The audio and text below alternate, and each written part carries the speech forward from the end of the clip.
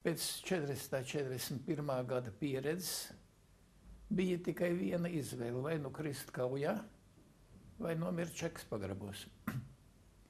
Jo tomēr 45. gadā jau tas režīms bija daudz savādāks nekā 40. 41. gadā. Vai nu tāpēc, ka bija jau, var teikt, aktīvākā daļa izslaktēta, un otra daļa bija aizbraukusi, tos, kurus vajadzēja, nošaut, tie bija aizbraukuši uz rietumiem. Tā kā jau tas režīms bija maigāks, jau viņš, bija jau tāpat aresti, bija viss, vai ne, bet, vairs nebija tik traki. Uz, teiksim, jau 40. 41. gadā, vai ne, teiksim, mans tēvs slēpās no Čekas, ja, un slēpās Skrīveros robežu mājās. Kā laukstrādnieks, pie reizes dibināja partizānu vienību, pie reizes komandēja to, pie reizes veicināja vāciešiem pārcelšanos par Daugavu. Pirmais Skrīvera komendants, kad vācieši ienāca. Bet tā tikko viņš redzēja, ka tas Rutkas nav savādāks par Mārrutku, tad viņš sāka dibināt atkal pagrīdes kustību. Un kāpēc arī Kureļa grupa dibināja Skrīveros, Kurelis jau to pateica. Viņš saka, tāpēc, ka upelnieks 40. 41. gadā jau tur bija ievadījis, jau bija ar zināmas daudzums ieroči noslēpts. Vienvārds sakot, bija kadri jau, kas varēja, teiksim, veidot vai ne, teiksim, to grupas pamatkodolu. Grūti slavēt savu tēvu, bet vienvārds sakot, viņš ir vispār bijis ļoti aktīvs cilvēks. Viņš bijis pirmais žurnāla Aizsargs redaktors. Viņš ir dibinājis, jāsaka, bijis viens no dibinātiem Latviešu karavīru nacionālo biedrību. Tā kā vienvārds sakot, tur ir daudz, ko es pats nezinu, jo šobrīd mēs brīnamies, ka jaunatne neinteresējas par mūsu jaunību, par kariem, bet ir pagājuši 60 gadi. Bet gal galā man tāpat neinteresēja mana tēva piedzīvojumi pasaules karā, kur arī bija ļoti daudz, vai ne, un dažādi. Jo likās, ka tas viss ir tik tālu aiz vēsture, ka par to nav vērts pat domāt. Svarīgākais esmu es pats. Es jau 2 reizes no darba tiku lidojis ārā, vai ne, tikko uzzināju, manu uzvārdu, vai ne, un mana uzvārda saistība ar Kristapu Upelnieku. Tā kā jāsaka, man tūlīt pateica, ka tādam nevar neko uzticēt, bet tas ir sīkums. Bet ne jau par to runa. Ko es varu pateikt vispār par kureliešiem? Es tur ierados 9. augustā. Pēc tam, kad jau mani bija, kā saka, aiz ausīm paņēmusi Vācu drošības policija, tā acīm redzot, tēvs nosprieda, ka labākais turēt mani zem acīm, jo tā vai tā kaut kādos mēslos iekulsies. Es saku, toreiz jau puikas bišķi kara laikā ātrāk attīstās. Nav laika domāt par rotaļām, tad jau, kā saka, ir citas intereses un cita darīšana. Tā es tur, kā saka, no sākuma pielika man pie ieroču tīrīšanas, bija saņemts 100 franču šautenes, viss pamatīgā solidolā. Pēc tam vajadzēja viņam kādu, kas paskrien un pasauc un paziņo, un tad man paņēma pie štāvu, kas pa ziņnes, un tā es tur arī biju, kā saka, vai ne, kā jaunsargs. Noformēts, kā saka, ieskaitīts grupas sastāvā līdz pat, kā jāsaka, grupas sagrāvēja. Es jau nebiju Rīgā kopš pavasara, es biju jau no 9 gadu vecuma, es biju pie saimniekiem Paganu nosūtīts, jā. Un tā 42. gadā es tajos pašos robežos biju Paganu, un 44. gadā es tur nonācu jau, kā saka, grupas loceklis. Un liekas, ka Kabelē arī bija šitas te 212. frontes izlūkošanas daļa, leitnants Halselmans, ka tas bija tur Kabelē, ar kuru mēs sadarbojāmies. Viens ir skaidrs, vai ne, noformēt, vai ne, teiksim, pilnīgi nelegālu grupu tajos apstākļos nebija iespējams, tāpēc vajadzēja atrast, teiksim, kaut kādu kompromisu. Respektīvi, it kā puslegālu, vai ne, ar zināmiem, kā saka, vāciešiem zināmiem mērķiem un citiem pavisam viņiem nezināmiem mērķiem.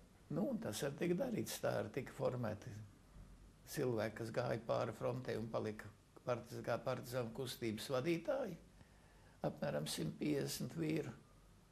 Un vienvārds sakot, liela daļa no tiem jau arī bija tas kodols, kas organizēja partizānu kustību pēc kara. Krievais mugurē, mūsu, kas vadītie, radītie. Tad bija tāda, vācieši bija vienvārds sakot nosprieduši, kad mums jāiet un jāizstāv Daugavas līnija pret krieviem.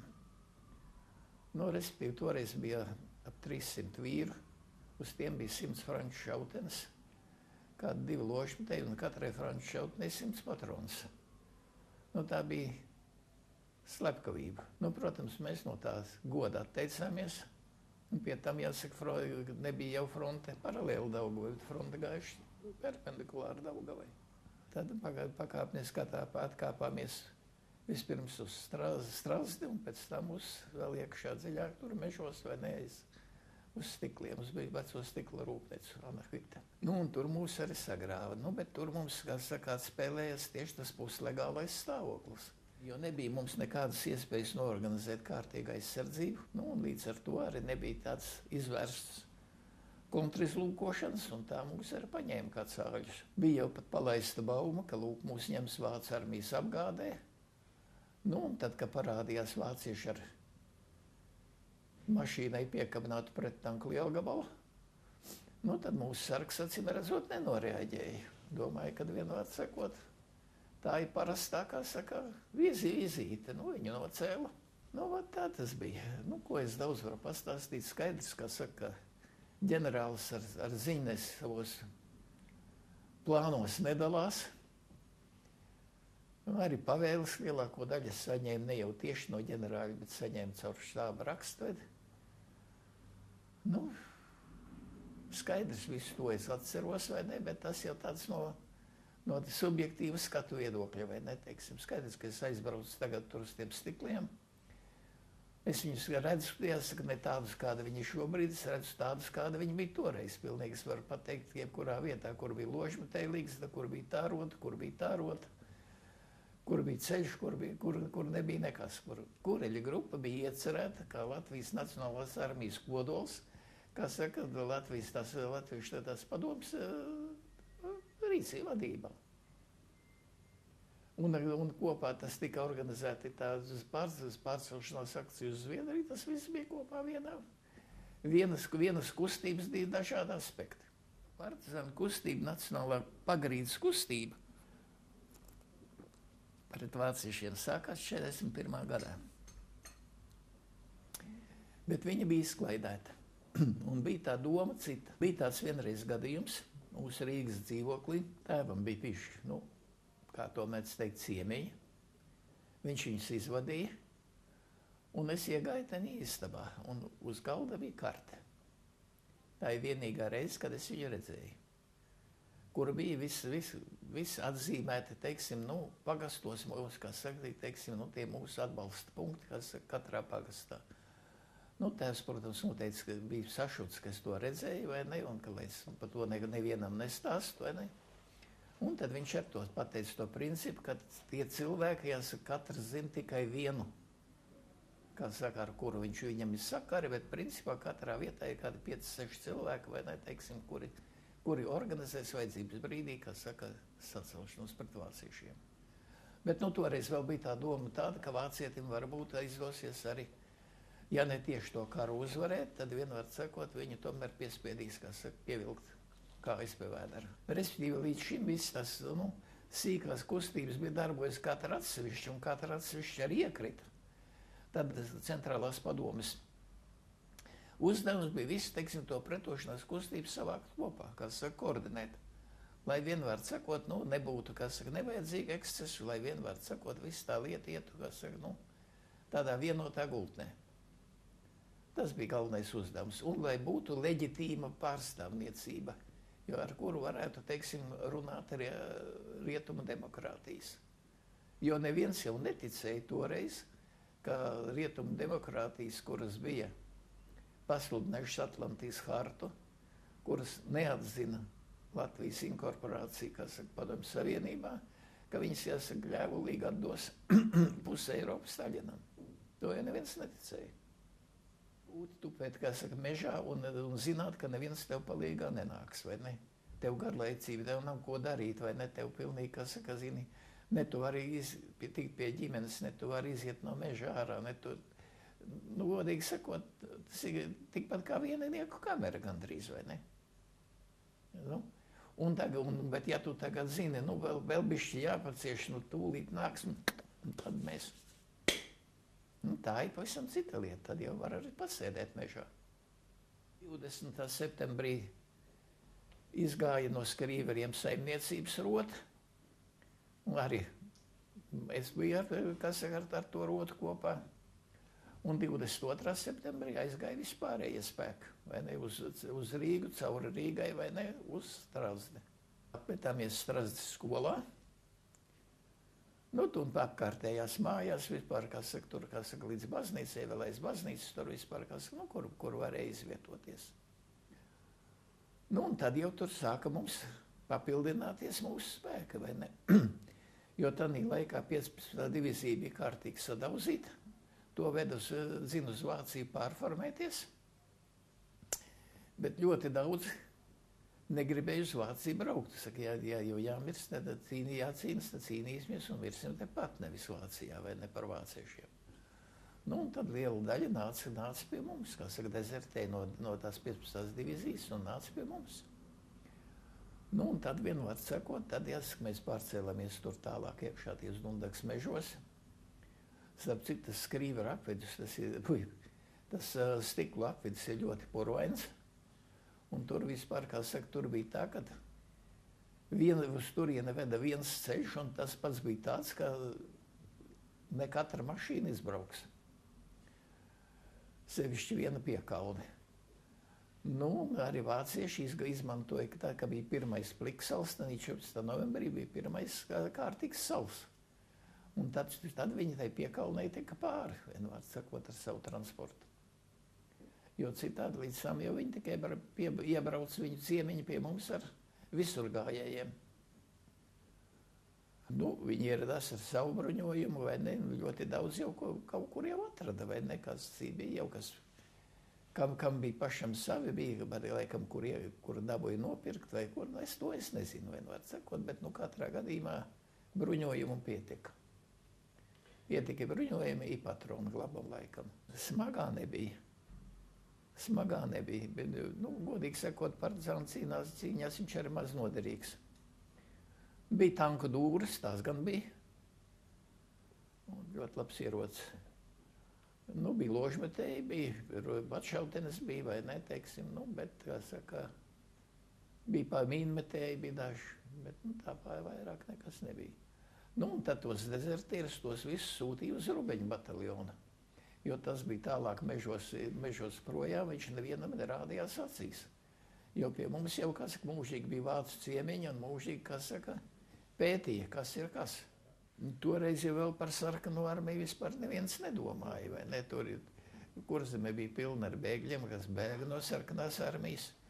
Un par to, ka mobilizēs, teiksim, tos, kā tagad, nu pat bija viss, teiksim, leģionam nederīgos mobilizēs sarkanā armijā un zīs pret ložmetējiem, vai ne? To jau neviens nedomāja. Jo tas jau arī bija ērlis darbs, vai ne, kad neapmācītus jaunieši zina pret Volhovas veterāniem. Tur tā noklāja pie ārneniekiem veselu lauku ar līķiem.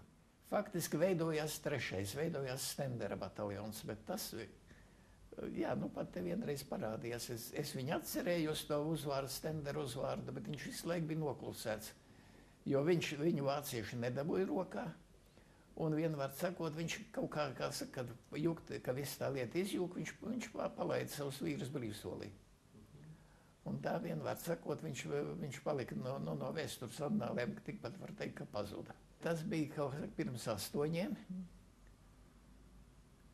Ieradās vācieši ļoti agri ar vieglo mašīnu. 3 vai 4 iegāja štābā. Nu, toreiz jau viņi ļoti bieži tur katru dienu kāds pāris mētājās pie mums. Kaut kad iepriekš dažas dienas bija viņa ļoti fotografēja mūsu vadību, kā saka, no priekšas un no sāniem. Nu, un kā parasti tādās sadāksmes reizes štābs aizņem pa 2 istabas. Otrā dziļākā istaba tā bija ģenerāļa kabinets, vai ne, un priekšā istabā notika viss tā štāba darbība. Nu, un tad mani, protams, izsūtīja laukā, lai es tur nemēsos pa kājām. Nu, un pēkšņi pārlidoja Fiedler Storch, lidmašīna, no turienes nometa paketi. Izskrēja viens vācijas, to paketi paķēra, ieskrēja iekšā, un tad bija tur iekšā komanda, rokas augšā, jūs esat aplenkti, un nav ko spuroties. Un tādā laikā jau tā paketi jau tāpēc tika nomesta, vienāds sakot, ka tādā laikā jau vīri bija sadzīti uz laukumu bez ieročiem. Vienāds sakot, ieroči viss čupā. Un tad, jāsaka, pa to laukumu nodeva vēl pāris vidmetēju zalvas. Jā. Bija kritušie. Nu, grūti man ir pateikt, cik, vai nezinu, ka tāpēc ziņām, ka 6. Nu, praktiski runājām, ka mazāk, vai nekad laikam kā 3 bijuši. Man tās ziņas ir, ka 6. Viens aizvests, vienvārds sakot, uz dzimtas kapiem, turpat Kurzemē, un 5 apglabāti bija turpat vietējos kapos, vai ne, gar sētu. Nu, tagad tur ir uztaisīta viņiem piemiņas vieta. Tā kā tad bija kratīšana, atņēma visiem, salasīja visus ieročus, kas bija, kas saka. Nu, mums puikas neviens, kas saka, mēs jau bijām 3 tādi ziņneši. Mūs neviens, kā saka, neuzmanīja, mēs varējām plēņot pa to novietojumu, redzēt visu vai ne, un tādā ziņā mums bija labāks stāvoklis kā citiem, kuri bija piesaistīti konkrētai vietai. Kad vīrs, kā saka, aizdzina uz Spāres staciju,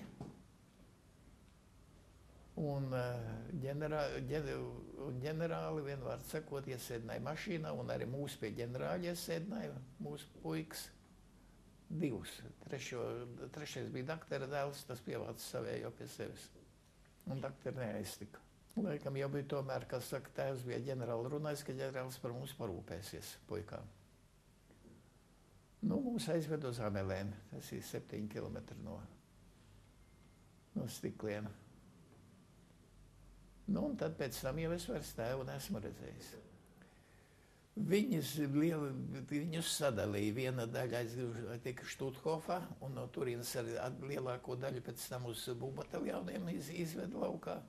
Viena daļa ieskaitīja leģionā, 15. divīzijā.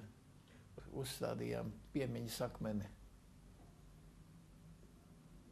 Stiklos, tur tādā laukumiņā, kur bija kādreiz mums 11. novembrī, kur bija pēdējā mūsu parāde. Tur ir piemiņas akmens, tur ir karogs. Un tur tā skola, kas tagad tur ir tā specskola, to visu apkopja. Un ģenerālis vienvārds sakot bija ļoti, kā saka, nospiestā garstāvoklī, tas pats par sevi saprotams. Nu, un mēs puikas redzējām, ka tur mums nav ko darīt. Un mēs tā lēnītiņām, kā saka, gājām uz Stikliem atpakaļ pastīties, kas tur notiek. Nu, un tā kā mūsu noliktavas pie durvīm stāvēja vācu karavīrs, tās noliktavas bija vecā stikla fabrikas šķūnī, tad mēs puikas zinājām, kā no otras puses viņām var piekļūt klāt. Nu, un tā kā iekšā bija deficīts mants, mans kolēģis bija aktīvāks, kā saka par mani, tas ielīda tur iekšā un krāmēja mugursomas, es ņēmu pretī. Nu, kad bija mugursomas abiem pilnas, tad mēs mukām projām. Nu, un tā kāds pāris dienas tas mums gāja, un tad mēs uzrāvāmies uz vienu no mūsu šoferi. Satiekam pa ceļam, šis braucis, es saku, kā tu esi arestēts, kā tu esi? Nu, viņš saka, es te nebiju, es te izmuldējās vienvārds sakot, ka viņš nav nekas. Nu, mēs izstāstījām, kas mēs tādu un ko mēs daram. Nu, labi, ka tādā dienā mēs nenoliktavā vietikā, mēs būtu tur noķert, mēs būtu nošauti. Nu, un pa to laiku ģenerālis bija aizvests projām, kamēr mēs nebijām. Un nākamā dienā mums man atnāca 3 vīri ar mašīnu pistoliem pakaļ. Vedīšot pie tēva. Un to, ka tēvs jau tad bija nošauts, to es nezināju. Nu, noturēju vēl vienu nedēļu Stiklos. Pie, kas saka, SD mītnē. Un tad aizvedu uz Liepāju. Liepājā bija jocīgi. Liepājā mums, kā saka, izturējās ļoti solīdi. Ielika tādā kopmītnē, pabaroja. Un pateica, sakot, tā varat iet pa pilsētu pastaigāties, tikai nemēģiniet mukt, jo Liepa ir, kā saka, aplenkuma stāvoklī, vienas pusē jūra, otrā pusē ezers, abi gali patruļas, cauri netiksiet. Nu labi, mēs varējām pastaigāties, nu ko tad tu svešā pilsētā, var jau būt kāda asti bija pakaļā, bet nu tu sazini, ko galu galā, bet kam mēs bijām vajadzīgi. Nu, tā viena diena, otra diena. Un kuģi esot sabombardēt, nesot kuģi, ar ko mūs aizvest. Nu, un tagad ir tāds evakuācijas štābs. Es domāju, nu jāprast, cik tad ilgi mums vēl te būs pa to Latviju askļauts staigāt. Ieja iekšā, stādos priekšā, ko viņš ir kupelnieka dēls, jā. Nu, tad pagaid, tūlīt būs priekšnieks. Atnāk priekšnieks Jānis Niedra, Andrija Niedras brāļdēls. Arī kādreiz kopā ar manu tēvu strādājis valsts kontrolē. Nu, viņš saka, tādi vīri mums tepat vajadzīgi, palīdzējuši tikt vaļā. Nu, otrā dienā viņš piebrauc aizsēdis ar savu motociklu, ar blakus vāģi. Es pa lobu izsvietu savu mugursomu. It kā pastaigādamies uz pilsētu, izgāja laukā, iekāpa motociklām projām bija. Uz bēgļu mītni, turpat Liepājā. Nu, un tad redz par cik viņš bija Dankera valdības pilnvarotais, Dankers jau sen bija Vācijā. Un tad vienmēr sakot, viņam izdevās tiem vāciešiem vienoties, ka viņi man neaiztiks vai ne, un nemeklēs. Un arī to otru puiku viņš izvilka laukā. Nekādu formas tērpju nebija. Kam bija, kam nebija, tam nebija. Personīgi man bija skolnieka Frencīts, melnais skolnieka Frencīts ar cieto apakli, un te piešūts klāt Latvijas armijas karavīra zīmotne. No sākuma jau bija tā, kā saka, vai neteiksim, mēs skaitījāmies 5. Rīgas aizsargu pulka vienība. Nu, aizsargiem bija ozola lapa. Jā. Nu, bet mēs ņēmām to Latvijas armijas karavīra zīmotu ar visu diagonālo balto strīpu. Un to ozola lapu uz tās baltās strīpas uzlikām virsū. Tās zīmotas jau noņēmis turpat pēc stikliem nost, vai ne? Tik tālu jau ar zīmotnēm nebrauc vairs. Noņēma tāpat saulīt, noņēma no cepures nost, noņēma to nost, vai ne? Nav jau ko zos skaitināt. Un tad bija bēgļu mītnē, tur jau bēgļiem bija norunāta apgāde, tur bija, viņus apgādāja, vai ne, ar to, ko varēja, 3 reizes dienā ēdināja, vai ne, un tā tālāk. Nu, tā kā jāsaka, tur līdz februārim es tā tur nodzīvoju, un tad man atbrauc pakaļ. Bet, es saku, es jau neesmu tāda persona, par kur būtu tur sevišķi jārūpējas. Tad man atbrauc pakaļ, acīm redzot, kā saka, tie sakari kaut kādi bija. Un atbrauc pakaļ cilvēks, kas man aizveda no Liepājas prom uz Kurzemi. Bet es saku, tas jau... Es neesmu tik svarīga persona, lai par mani būtu, kā saka, tur jārūpējas. Man aizved pie kapteiņa Valdmaņa. Kapteinis Valdmans, tas bija tur, kā saka, Balgalē, pie Balgales, kā saka, tur starp Okti un vienvārdu sakot, un Talsiem. Tur es mēnesi nodzīvoju, un tad es aizgāju, man aizved līdz Talsiem, un tad no Talsiem es aizkūlos līdz turpat pie stikliem, kur man radinieki bija apmetušies. Es atgriezos, var teikt, pie savas vecās mātes, kas tur bija, kas netālu no stikliem, 1. Aprīlī, tieši lieldiena rītā. Un tad man bija vēl no 13. Aprīļa līdz kapitulācijai man bija iespēja tur vietējā skolā paveikt 7. klasi. Protams, jāmācās bija ārkārtīgi pastiprināt, lai to kursu varētu, dažos mēnešos. Bet tas bija to vērts liecība. Es dabūju, un otrais man to 7. klases nebeidzēja vairs pie krieviem mācīties. Vienreiz piedalījos, kā saka, tādā ekspedīcijā, ka bija manam saimniekam uzbrukuši Krievu partizāni, vai ne? Ka mēs braucām, kā saka, ar viņiem cīnīties, vai ne? Nu, arī es tad izskaitā, vai ne, bet vienvārds sakot, nu, par laimi vai par nelaimi viņi jau bija aizmukuši. Es zinu, ka viņi vienvārds sakot, 42. gadā viņi bija spiesti vispār pat no Latgales izmukt laukā atpakaļ uz Baltkrieviju, jo te viņus vienvārds sakot vienkārši viss, kā saka, pēc kārtas, jāsaka, nodeva vāciešiem, kā saka, ka tikko kāds parādījās. Un tad viņi 43. gadā lēnām iefiltrējās atpakaļ. Bet te Kurzemē, te jau viņi bija tā Matspāna grupa, tā jau bija ar lidmašīnām nomest ar izpletņiem. Tā kā vietējie jau tur nebija. Nu, kapitulācijas laikā, kad dienas 3 bija pilnīgi tāda, nu, bezvaldība, tad jāsaka, parādījās Krievu mašīnas, vai ne, ar kā saka, ar virsniekiem bija spoži, jāsaka, uzpleči, kādu iepriekš nebija redzēti. Bija amerikāņu mašīnas, kādas arī mēs nebijām redzējuši. Tad mājās, kur es dzīvoju, apmetās, jāsaka, ar viena Krievu daļa, faktiski Krievu kā tāda kara tribunāls, tie virsnieki. Nu, un tad bija vienvārds sakot tāds gājiens. Nu, tur jau bija ļoti daudz stirnu tādā rajonā, vēl saglabājies. Nu, jāiet pēc Sepeša. Nu, Krievs ir šautenies, un es iešu pa to dzinēju, pa pēdrādītāju. Nu, aizejam pārējiem tādai upītei, ieejam meža ielokā, un tur stāv viens kārtīgs ragainis. Nu, bet to es pateikšu tad ar dzejas vārdiem. Bija gados vecāks Krievs man līdz, kad kādā maija novakarā mēs gājām stirnas pamedīt. Es biju zēns, man teikts, es zīšot, ja krūmos bukus pamanīšot, bet slēpnī Krievs tos sagaidīs.